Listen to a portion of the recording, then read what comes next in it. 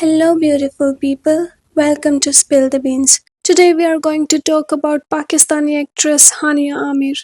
हानिया आमिर पिछले कुछ टाइम से लगातार कंट्रोवर्सी में बनी हुई है। तो चलिए हम जानते हैं कि इस बार वो कौन सी कंट्रोवर्सी में फंस चुकी हैं। मैं आपको उनकी कंट्रोवर्सीज का एक सीरीज में बताऊंगी ताकि आपको समझने में भी आसानी रहे।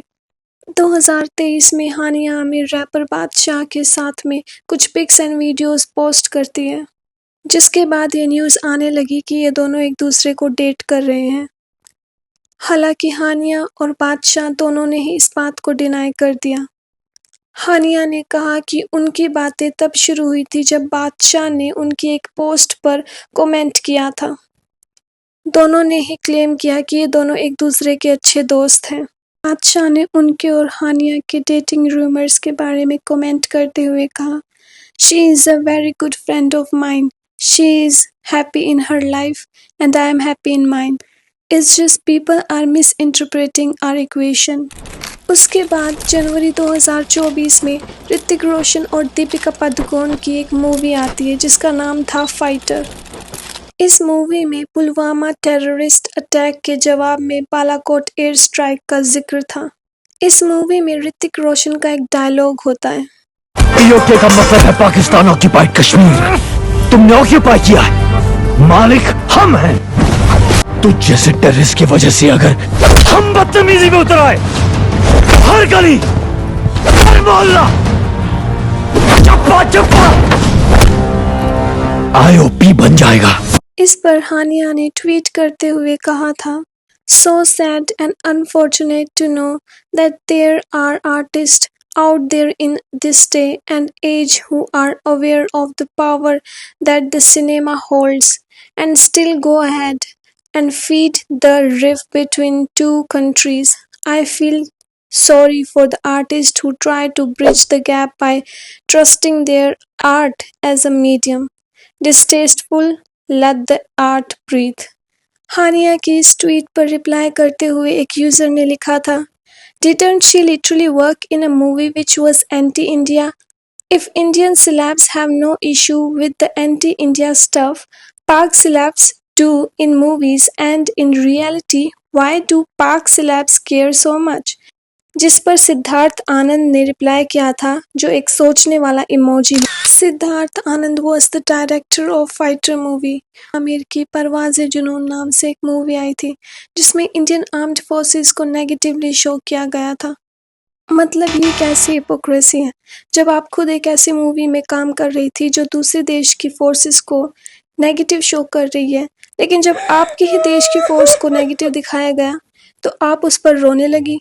इसके बाद हानिया ने इसी साल होली पर बिंदी लगाकर हैप्पी होली पोस्ट डाली थी। हालांकि इसमें कुछ गलत नहीं है, ये कल्चरल डाइवर्सिटी के लिए अच्छा हो सकता है, लेकिन लोगों ने इसको काफ़ी ज़्यादा ट्रोल किया। इवन कुछ लोगों ने उसे बॉलीवुड में एंट्री लेने के लिए इसको एक प्रोपेगेंडा बताया। उन्होंने कहा कि इस तरीके का फ़ोटोशूट रमज़ान के महीने में करना उनके रिलीजियस जो सेंटिमेंट्स हैं उनको हर्ट करता है। उसके बाद अभी 22 अप्रैल 2025 को जो टेररिस्ट अटैक हुआ है उस पर हानिया आमिर ने ट्वीट किया और लिखा, Tragedy everywhere is a tragedy for all of us. My heart is with the innocent lives affected by the recent events. In pain, in grief, and in hope, we are one. When innocent lives are lost, the pain is not there alone. It belongs to all of us, no matter where we come from. Grief speaks the same language. May we choose humanity always. उन्होंने काफ़ी emotional tweet किया था। हालांकि इसमें कुछ गलत नहीं है, लेकिन फिर भी कई लोगों ने उनको ट्रोल किया था और कहा था कि बॉलीवुड में एंट्री के लिए वो प्लीज़ कर रही हैं, सब बॉलीवुड वालों को खुश कर रही हैं, इंडियंस को खुश करने के लिए उन्होंने इस तरीके से ट्वीट किया। क्योंकि अभी हाल ही में हानिया को दिलजीत के साथ एक मूवी सरदार 3 में कास्ट किया गया था। उसी को देखते हुए लोगों ने ट्रोल करना शुरू कर दिया था कि ये सब मूवी हिट होने और बॉलीवुड में एंट्री के लिए इंडियंस को खुश करने के लिए किया जा रहा है। पाकिस्तान और इंडिया के बीच बढ़ती टेंशन्स के बाद सिक्योरिटी रीज़न से इंडिया ने हानिया आमिर का जो इंस्टाग्राम पेज है उसको बैन कर दिया। जिसके जस्ट बाद ही हानिया आमिर ने एक और नया पेज, हालांकि उन्होंने ये कहा कि वो अपना फेस रिवील नहीं कर सकती हैं, वो लाइव नहीं आ सकती, उनका फिर से अकाउंट बैन हो सकता है। इस पर भी लोगों के अपने अपने रिएक्शंस हैं। Most of the people are criticising her for this behaviour, कि आपको अभी बैन किया गया है और उस पर भी आप एक नया अकाउंट बना रहे हो और फिर ये कह रहे हो कि आप फिर से बैन ना हो जाओ इसलिए आप लाइव नहीं आ सकते।